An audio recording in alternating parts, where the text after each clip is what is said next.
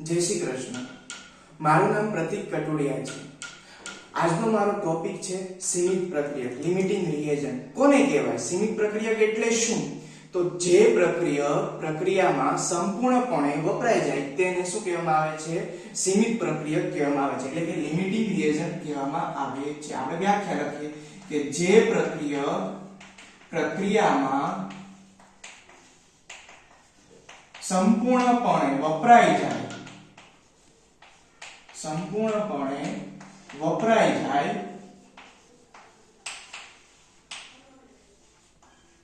તેને સીમિત પ્રક્રિયક કહેવામાં આવે છે.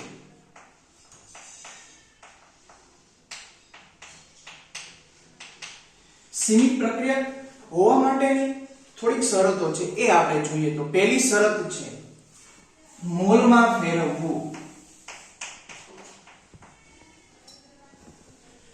પેલું છે મોલમાં ફેરવવું.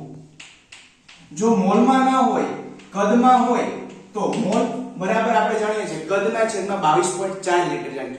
જો વજનમાં હોય તો વજન ભાગ્યા આણ્વીય દળ કરી આપણે મોલમાં ફેરવવામાં આવે છે. બીજી શરત છે મોલ ભાગ્યા તત્વ યોગમિતીય સહગુણક. મોલ ભાગ્યા તત્વ યોગમિતીય સહગુણક કરવામાં આવે છે.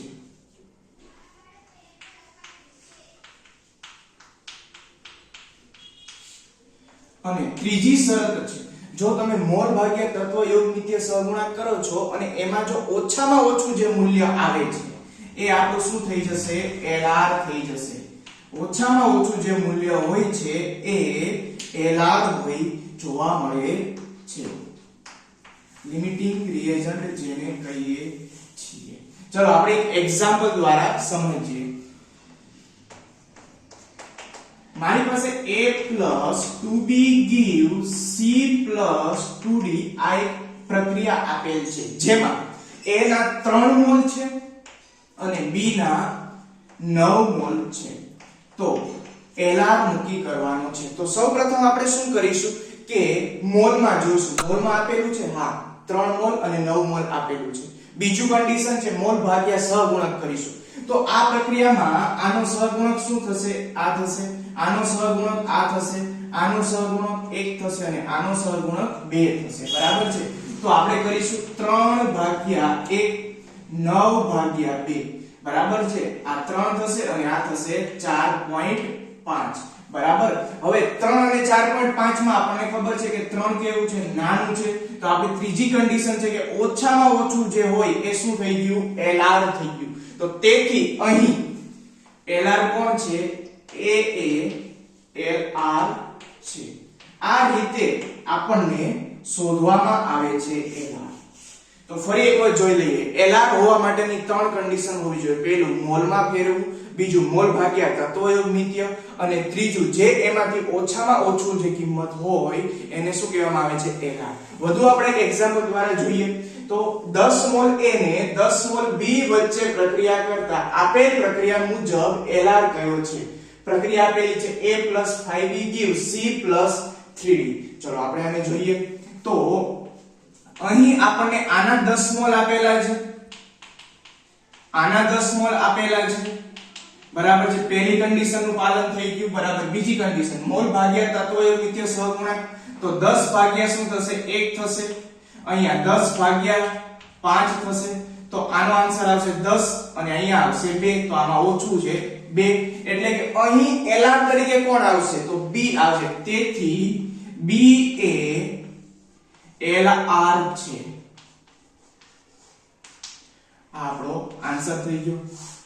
વધુ આપણે એક એક્ઝામ્પલ દ્વારા જોઈએ. તો 4 ગ્રામ H2 અને 32 ગ્રામ H2 વચ્ચે STP એ પ્રક્રિયા કરતા ઉત્પન્ન થતી પાણીની વરાળનું કદ માંગ્યું છે. શું માંગ્યું છે? પાણીની વરાળનું કદ જણાવો. આપણને પ્રક્રિયા આપેલી છે H2 + 1/2 O2 gives H2. તો હવે આપણે એમાં જોઈએ કે આ 4 ગ્રામ આપેલ છે, આ આપ્યું છે આપણને 32 ગ્રામ. તો સૌપ્રથમ આપણે પહેલી કન્ડિશન શું છે? મોલમાં ફેરવવું. તો મોલ બરાબર શું થશે? વજન ભાગ્યા આણ્વીય દળ. તો આનો મોલ વજન છે 4 અને આનું આણ્વીય દળ થશે 2 એટલે આપણને શું મળશે? મોલ મળશે. કેટલા મોલ મળે છે 2 મોલ મળે છે આની માટે વજન આપેલો છે 32 એનું આણ્વીય દળ થશે 32 એટલે કે આ કેટલું થશે 1 મોલ થશે બીજી કન્ડિશન આપણે જોશું મોલ ભાગ્યા તત્વયોગમિતીય સહગુણાંક તો 2 ભાગ્યા આનો તત્વયોગમિતીય સહગુણાંક કેટલો છે 1 છે આનો તત્વયોગમિતીય સહગુણાંક 1/2 એટલે કે 1 ના છેદમાં 1/2 એટલે 2 ક્યાં આવશે ઉપર આવશે તો અહીંયા 2 છે અહીં પણ 2 છે તો અહીં H2 અને O2 બંને કેવા છે LR છે તેથી આપણે લખી શકીએ કે H2 અને O2 બંને LR છે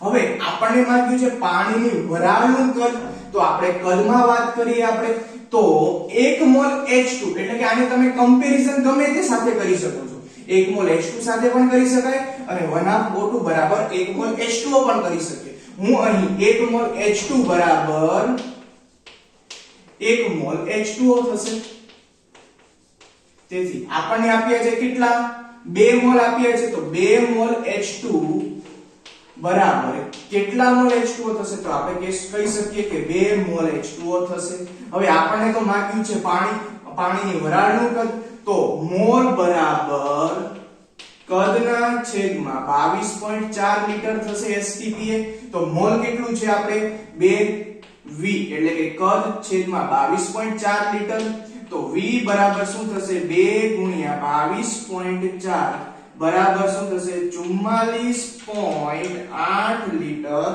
થશે એટલે આ આપણો જવાબ થઈ ગયો આ રીતે આપણે LR ની ગણતરી કરી શકીએ છીએ